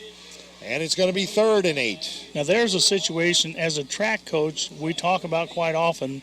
You don't put your arms out until the last second trying to catch a ball or trying to grab a baton, because once you put your hands out, you lose that pumping motion and you'll actually slow yourself down. He needed to stay in running mode and might have had a better chance of getting to that one. The cornerback out there on the coverage is Trayvon Swingler, 5'9", 150, a freshman. So, well, the Explorers, even though they have a shutout, they're letting some younger players get in on the action on the defense, and that shows some faith in some young men. So now 3rd and 8 Oilers from their own 25-yard line. A man in motion to the right side, and here is the give. Right up the middle, a nice first down run there by the ball carrier, who picks up 10 on the play out to the 35-yard line, and some nice misdirection in the backfield. And I believe that was Womack on the carry, and he picked up 10. Well, there was a situation where once they got by the first line of defense, those youngsters in the secondary had to scramble. Once again, it was Swingler coming up with a stop. Only the third first down of the afternoon for the Oilers. 1st and 10 just outside their own 35-yard line. A man in motion to the right side, and they hand it to him on the jet sweep, and that is Womack, and Womack down the right sideline. One man to beat inside the 30, puts on a move and steps out of bounds at about the 20-yard line, and that was number 10, Caleb Ware, his first carry of the night. No, it's Womack. It is Womack, I think. Ware with the tackle. Ware with the tackle. You didn't think I could see those numbers, though. And Womack on the carry. Yeah, Ware for the Explorers, another one of the young players in there. And that was a 45-yard run by Womack. Womack, 11 carries for 68 yards, only the 4th first down of the afternoon for the Oilers. Had it not been for Ware, it would have been points on the board for East Alton-Wood River. 1st and 10 Marquette, or 1st and 10 Oilers at the Marquette 20-yard line, their deepest penetration of the game. Quick pass out to the left side, and the receiver had to reach back behind him to make the catch, and he fell down. Making the reception out there for the Oilers was Chandler Eckhoff, 5'5", 160, a junior. I'm sorry, Sam, but that's in my playbook. I'm going to pull that page out. Even when you make the catch, you stumble and fall and don't get much out of it. A 4-yard completion, and Eckhoff made the reception. There was more to be had out there, but because the pass was a little behind him, he had to make a stumbling catch and only picked up 4 down to the Explorers 16-yard line. Clock rolling with 4:20 remaining third quarter. Receivers left and right. They put a man in motion to the left side, and that play is blown up in the backfield as Wells went to make the handoff. The running back was already wrapped up, so Wells just held on to it, and he's thrown for a loss of 5 on the play. Well, there were 2 Explorers who had the running back, and so he decided to keep the ball himself. Sam Stem decided, you guys take care of him, I'll take care of the quarterback. There was gang tackling, 2-on-1, 1-on-1, got 2 guys taken care of. Actually, Wells lost 3, and it's 3rd and 9 Oilers at the Marquette 19-yard line. Well, that defensive front there just blew that play out completely. When you don't have time to make a handoff, then you're being dominated at the line of scrimmage. 3.5 minutes remaining third quarter. Don't forget, following this one, we've got Fighting Illini football, Illinois and Middle Tennessee State, coming up live here on the Big Z. On the 3rd down play, 3rd and 9. Here is Wells rolling to his right. He wants to throw. He's being pursued. Now he's going to run with it, and he's thrown out of bounds on the far sideline, shy of the first down. They'll say he stepped out just inside the 15-yard line after a gain of about 4 on the play, and it brings about 4th and 5. When we talk about the big guys coming to play, and that time Sam Stem once again followed up on the play and made the tackle on the outside. Just noticing, we talk about how nice the weather is, but these big offensive and defensive linemen, they really like it. And that front 4, front 5 there for the Explorers, I don't think they've slowed a step all night. The clock stopped with 3:09 remaining in the third quarter after the out-of-bounds play. Marquette leads at 38-0. The Oilers attempting to get on the board. 4th and 5 Oilers at the Marquette 15-yard line. They put a man in motion to the left side, and now the Oilers want a timeout. 3:09 remaining, third quarter. The Explorers 38, the Oilers nothing. You're listening to Big Z Radio Sports.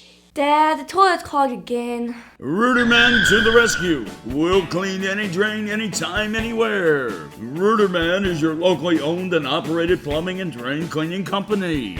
We're friendly, fast, and reliable. Riverman takes the extra steps to protect your home while providing stellar 24-hour emergency superhero service with hometown pricing. So for plumbing repairs, drain cleaning, water heaters, filtration systems, or just when your house pipes are in trouble, call Riverman. At Public School Stadium, the Oilers, with their deepest penetration into Marquette territory of the afternoon, facing 4th and 5 at the Explorer 15-yard line. They put a receiver wide to the right side, double wing formation. Wells takes the snap and drops to throw. He's got a man open at the goal line, and the pass is dropped. He had a receiver wide open at the goal line, hit him in the hands, and he dropped it again, and I think that's Womack again, isn't it? Hard to tell from here. I'm going to go down there and take those gloves off of him. That's twice. I mean, you can't ask for a better ball than that right there. And, of course, this is one thing that the coaching staff of the Oilers was looking for, a positive. Well, they got it with a good drive, but they didn't culminate it with points, and so it's going to be another setback mentally for the Oilers. Well, you know, whenever a defensive back has one in his hands like that and he drops it, they say, well, that's why he's playing defense. If he could catch, he'd be a receiver. So that's twice Womack had passes in his hands.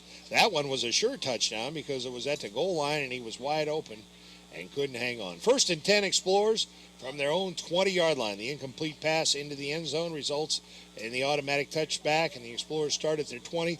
Aguirre back to throw under pressure. Lets it go. He's got Nagy wide open and overthrows him out at the 35-yard line. It was a busted play as Aguirre had to run around a little bit, and as he went to scramble, he saw Nagy wide open out around the 30, and laid it up there pretty well, but then Nagy kind of got turned around and did a couple of pirouettes and couldn't get under the football. Yeah, that running pass is a very difficult thing to do because you're in motion and it's almost like you jump just to get off your feet because you don't have time to plant. But a good decision, could have made some yards running, but he had the awareness and the vision to pick up a receiver while under duress. 2 receivers to each side of the field. Trey Aguirre in the pistol formation. Now Peebles in motion to the right side, sets up now as part of trips to the right. Aguirre long count, and on the second down play, the give is to Brady McAfee. Bursts through a hole on the left side and picks up 5, maybe 6 on the carry. Well, that wasn't an automatic touchback. They said the pass was not into the end zone, so they started at their 15, and it's okay. Just an extra 5 yards to extend the drive. McAfee takes it out to the 21 on that carry. Brady McAfee now, 89 yards rushing and 2 touchdowns. 89 yards rushing on 8 carries. 3rd and 4 Explorers from their own 21. Receivers left and right. Here is the give. McAfee up the middle once again, bounces it outside to the right side, dives forward and comes up about a half-yard shy of the first down. He needed 4 and he got 3.5. Yeah, looked like he was going to be spun down for little or no gain, but he was able to regain his balance and get it out close, but it'll be just shy of the 25, and they needed to get just over the 25, so we got a 4th and 1. You gambling man, Sam? Well, they'll leave the offense out there, but that doesn't mean that they won't kick it because although I don't see Liam Maher in the backfield, they've done that on a number of occasions, just snapped it to Maher and let him kick it out of what looked like a running formation. But they spread it here on 3rd and 1.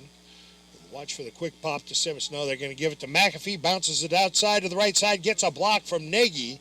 And he has the first down across the 25 out to the 26, maybe the 27-yard line. And a wise move by Nagy. He had a block there, but he made sure he got in front and hit the player on his front side, not the back side. And he just slowed him up enough that McAfee could get the 3 yards and a first down. Yeah, and McAfee bouncing to the outside was able to get that first down. Cannot fault the Oiler defense. They played that one well. It was a short gain, but enough for a first down. 1st and 10 Explorers from their 27. Aguirre back to throw, rolling to his right, lets it go. He's got Nagy wide open in midfield at the 45, at the 40, and he's run down from behind all the way down at the 30-yard line.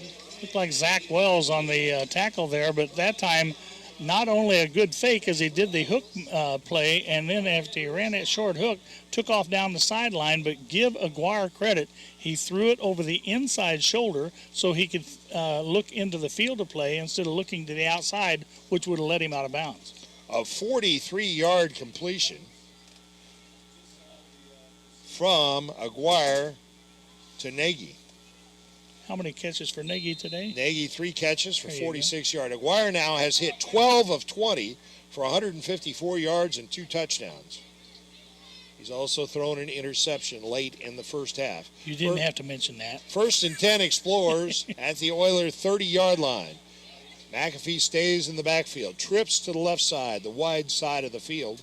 Aguirre takes the snap, gives it to McAfee right up the middle, and the Oilers stack it up, and we've got another scrum, and McAfee gets a yard out of the carry. McAfee's probably going to say, let's not run that one again for a little while. As he's down at the bottom of the pile. 1, 2, 3, 4 big Oilers, and I would say that's probably close to a half ton. Inside of a minute remaining here in the third quarter, Marquette leading at 38-0. McAfee now 11 carries for 96 yards and 2 touchdowns. Jesse Simmons 7 receptions for 94 yards and 2 touchdowns. And Trey Aguirre has completed 12 of 20 passes for 154 yards and 2 touchdowns.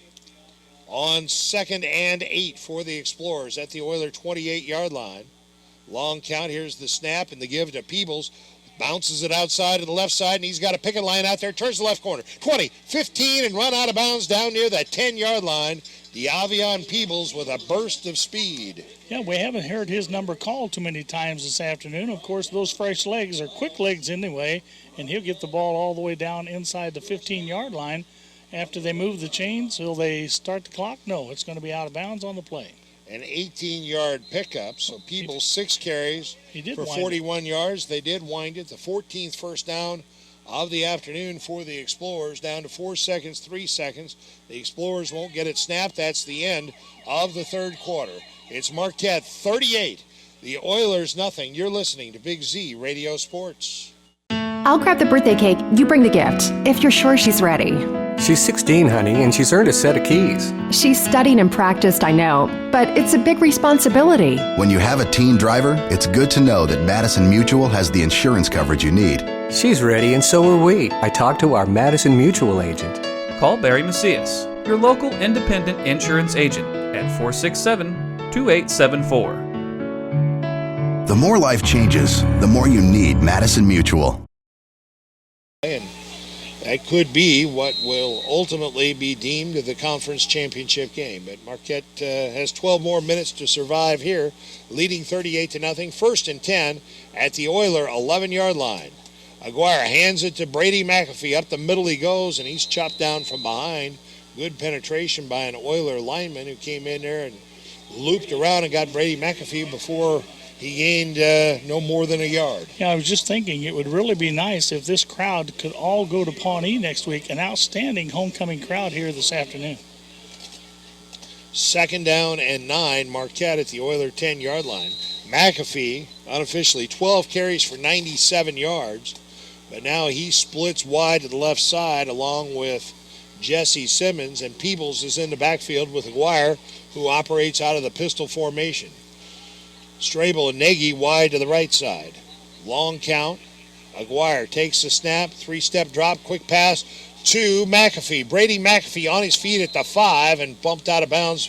Well, they keep the clock rolling. For whatever reason, they bumped him out. I guess they said his forward progress was stopped at the 5-yard line. A gain of 4 on that completion from Aguirre to McAfee. Did you notice how he attracted 3 Oilers as soon as the ball hit his hands, and he still was able to make some yards after the catch? Throw the same thing with the trail back and run the old flea flicker, and you'd have a touchdown. Yes. 3rd and 4, Marquette at the Oiler 5-yard line. The clock rolling with 10:40 remaining fourth quarter. Marquette leading 38-0. Here's the give to Peebles. Peebles giving ground, trying to turn that right corner. Peebles eludes tacklers at the 5, and he dives for the marker, the first down marker, and he's going to be very close to a first down. How they didn't throw him for about a 10-yard loss, I don't know, because he split 2 Oiler defenders back there in the backfield. He picked up 3, and it's going to be 4th and 1.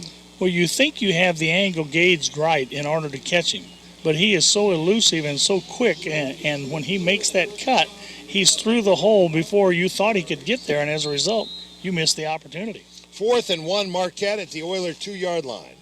They send Simmons wide to the right, Trips wide to the left, Peebles in the backfield with Aguirre. On 4th and 1 at the 2. Long count. Aguirre takes a snap, quick pass to the right side, intended for Simmons at the back of the end zone, and it's broken up by the Oilers. I'm not sure if Simmons had caught it, if he wouldn't have been beyond the end line. And so the Oiler defense holds an incomplete pass on 4th and 1 for the Explorers. And the Oilers will start 1st and 10 at their own 2-yard line. Well, of course, that's the way you want to defend it. If they're going to run a fade there in the corner of the end zone, you just kind of wall him off and make him have to go out of bounds or past the end line. Good coverage there by the Oilers defense, and I'm sorry, but I can't see a number in that far corner. Well, they can't be much further away than they are there, can they? But I guarantee you that young man knows he made a good play. I thought you were going down in the locker room at halftime with a magic marker to fill in those numbers. You got down there and they were headed back out on the field. It was the halftime entertainment distracted me. All those, all the festivities out on the field at halftime. I just like looking at the nice cars with the nice looking gals in them. It's a treat, and that's what homecoming's all about. 1st and 10 Explorers, or 1st and 10 Oilers, and here's the give right up the middle to the fullback on the carry for the Oilers. It's Chris Hamby, and he picks up nice yardage out to about the 10-yard line, a gain of 8 for Hamby. Coming up there with a good stop for Marquette, Cameron Rainey, as he tripped him up, or he could have been gone to the races. 2nd down and 2 for the Oilers from their own 10-yard line. Well, the Oilers look defeated, don't they? Coming out of the huddle, they just kind of amble up to the line of scrimmage. They need a little bounce to their step.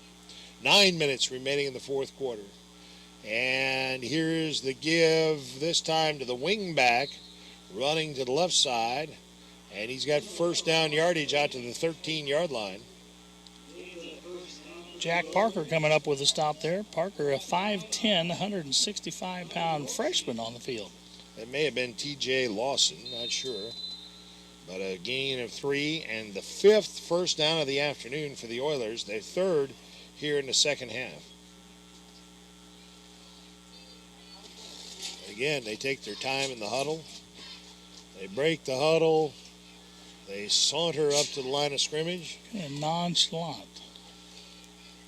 Not too excited about being out there right now. 1st and 10 Oilers from their own 13-yard line. Here's a give again on the wing sweep, this time to the right side, and that's Womack, and Womack is spun out of bounds out to the 22-yard line. The officials, I think, are expediting things. They just kept the clock rolling. There wasn't, technically it should stop as the player was run out of bounds. They said just keep it rolling. A gain of 9 on that carry, and that was Womack. So we have a quasi-running clock. Mm-hmm. Well, it's the second time I've seen them do that, when a player was knocked out of bounds and they just said just keep it rolling. And I don't think either coaching staff is really going to complain. No. 2nd and 1, Oilers from their own 22-yard line. Here is the give on the jet play and running back to his left side. And that's Chandler Eckhoff. And Eckhoff picks up 1st down yardage out to the 24-yard line. 1st and 10. 6 first downs on the afternoon. Eckhoff caught a pass earlier, and that was his first carry from scrimmage. Picked up 4. 1st and 10, East Alton-Wood River from their own 24-yard line. The clock rolling with 7 minutes remaining here in the 4th quarter. Wells takes a snap and gives it on the counter play. And running back straight ahead. Womack picks up about 4 on that carry. Tyler Minke coming up with a good stop there on the defense as came slicing down, waited for the man to come back to his side, didn't over pursue, but waited for the play to come back to him, makes a stop. The Oilers next week taking on Metro East Lutheran. And talking to the coaching staff before the game, of course, that's a team that hasn't been doing too well, but they're a young team just getting starting to mesh, the Madison kids and the Metro East Lutheran kids.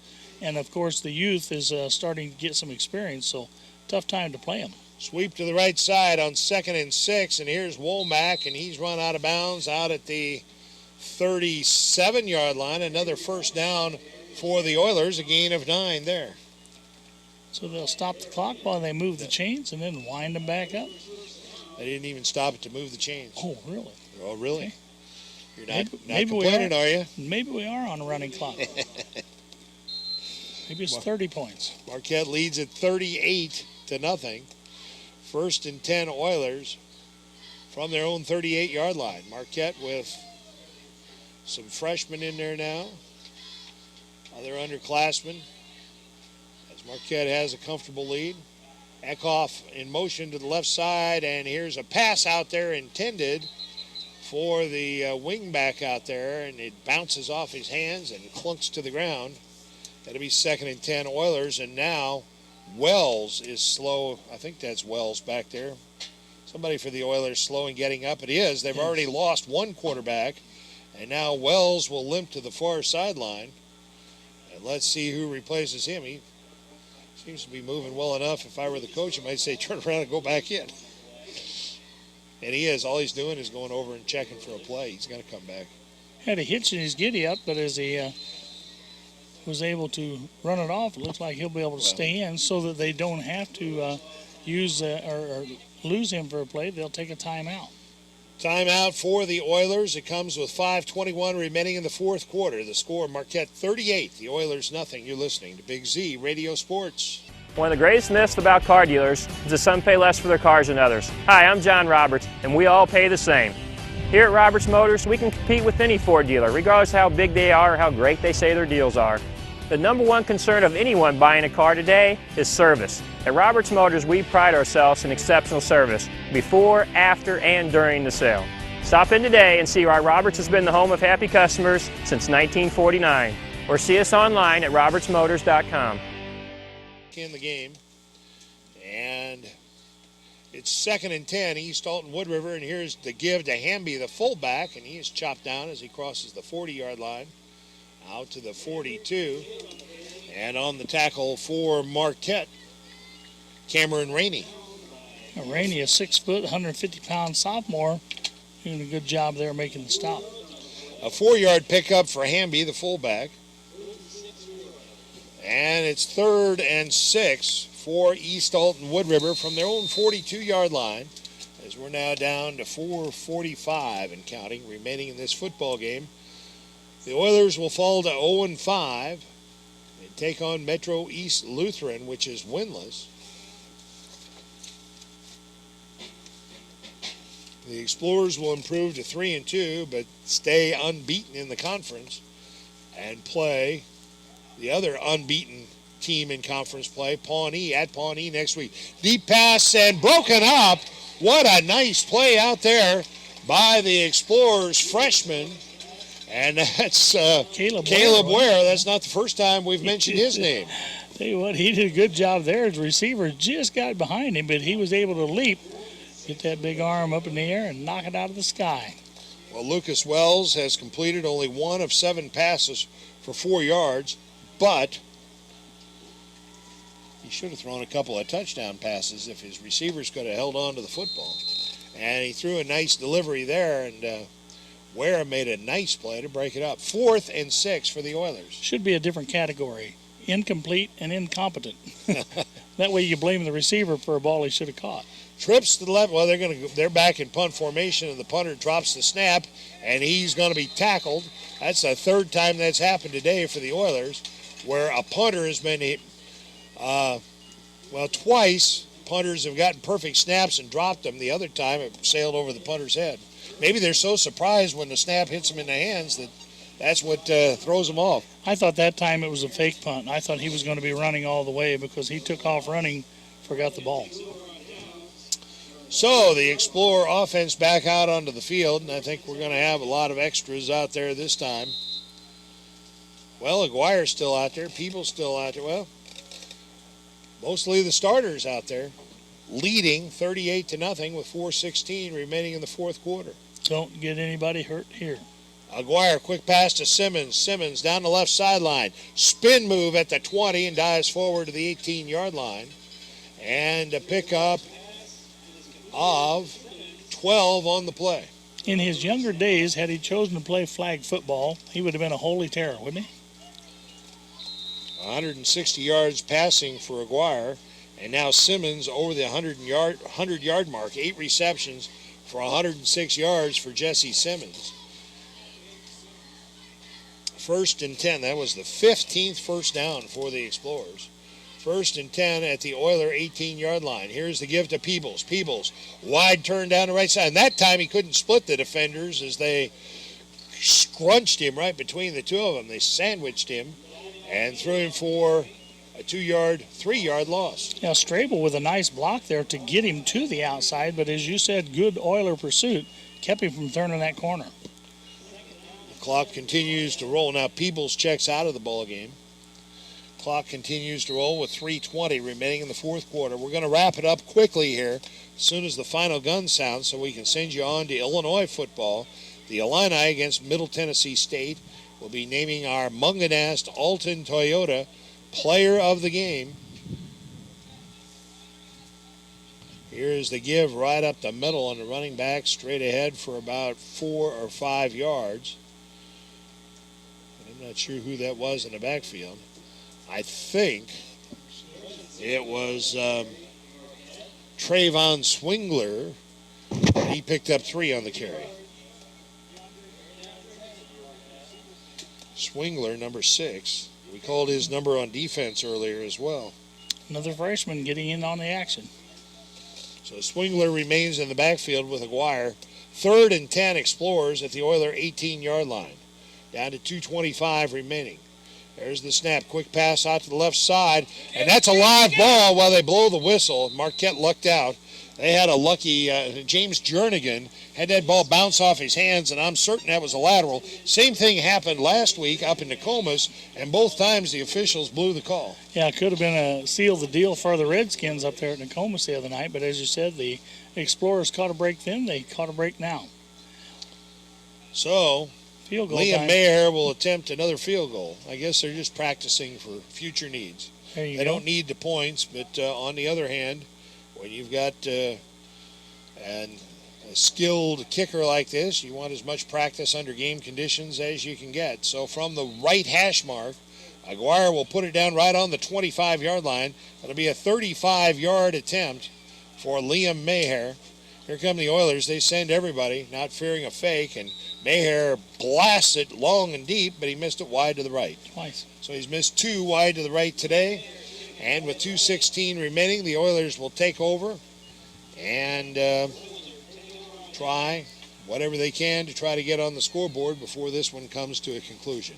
But what we do know is that the Oilers will fall to 0-5 and 0-3 in conference play. The Explorers will improve to 3-2, their 3rd straight victory, and 3-0 in conference play. The Oilers play Metro East Lutheran next week, and the Explorers go to Pawnee next week.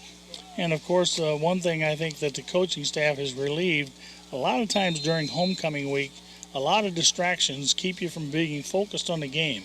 I thought the Explorers showed they came into this game very focused, got off to a good start, and never really took the pedal off the gas. The Oilers and Metro East Lutheran next week will be a big game because somebody will get their first win. Now here is a running play for the Oilers, and a gain of a couple on that carry. And likewise, Pawnee and Marquette, that's going to be a big game because that team is going to have the inside track for the conference championship. And the conference championship is important because it gives you a playoff berth no matter what.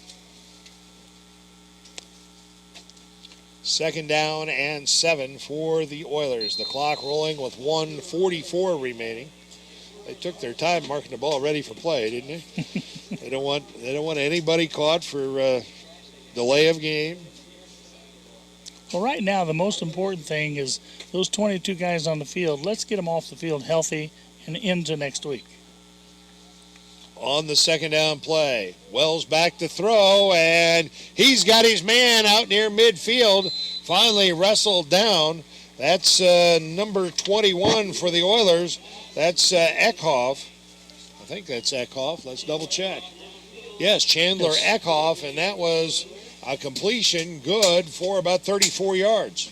This is something we haven't said very often tonight. The Oilers in Explorer territory. Eckhoff, 2 receptions for a total of 38 yards on the afternoon. We're down to 1:05 and counting remaining in the game. After this play, we'll name our Munganast Alton Toyota player of the game. Wells puts a man in motion to the right side and hands it to him. And that's Womack, and Womack picks up 3 on that carry. Well, because we're not going to do a post game because we want to get to that Illini broadcast, let's name our Munganast Alton Toyota player of the game.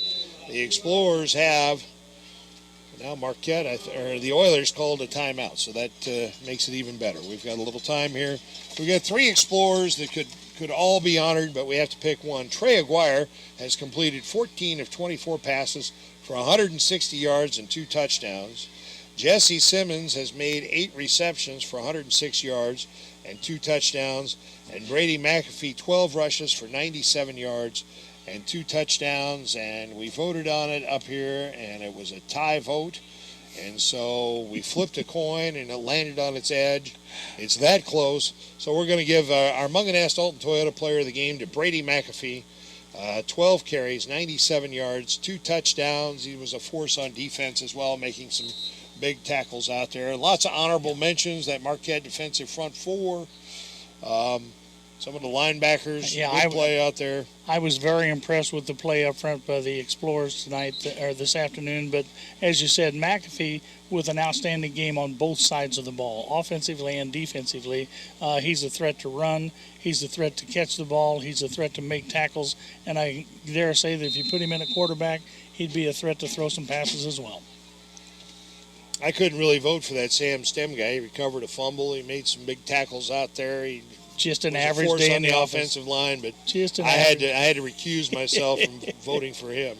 Now here come the Oilers, and here's a nice run inside the 30, and down to the Explorer 27-yard line goes Chris Hamby, and that was a gain of 15 for Hamby. And another first down for the Oilers, their 9th of the afternoon. Down to 27 seconds and counting remaining. Wells takes the snap. Back to throw. Looking out to the left side, and a diving catch. A nice catch for a first down and a pickup of 12. And that was Womack out there. Well, you can't catch him when he's running free and wide open, but he can make a nice diving catch like that. And another completion for Wells, who's now 3 for 9 for 52 yards. The Oilers trying to get that 0 off the scoreboard. And another completion to Womack down to the 5-yard line, and they stopped the clock with 2.7 seconds left to move the sticks, and the Oilers may have one snap left here to try to get on the scoreboard. The referee taking his time rolls the clock, and now they clock it. They spike the ball with 0.2 of a second left. So again, what we know is the Explorers will improve to 3-2. That big game next Saturday against Pawnee up in Pawnee. 2 3-0 teams, the only 2 3-0 teams in Prairie State Conference play. And then the Oilers and the Metro East Lutheran Knights next Friday night. 2 0-5 teams, and somebody will get their first win of the season. So, the Oilers with 0.2 of a second facing 2nd and goal at the Explorer 5-yard line. Lucas Wells in the pistol formation. Puts Eckhoff in motion to the left side and keeps it himself right up the middle. He goes, he's in for the touchdown. Lucas Wells, a 5-yard touchdown run as the final horn sounds. And the Oilers get on the board. It took them a full 48 minutes, and I don't believe the officials are going to let them kick the extra point. There will not be a conversion attempt, and so that's the final score. The Explorers 38, the Oilers 6, and that'll wrap it up for my partner Gary Boker and for our engineer Brian Hennigan. Sam Stem saying, have a great weekend, everybody. Illini football is next.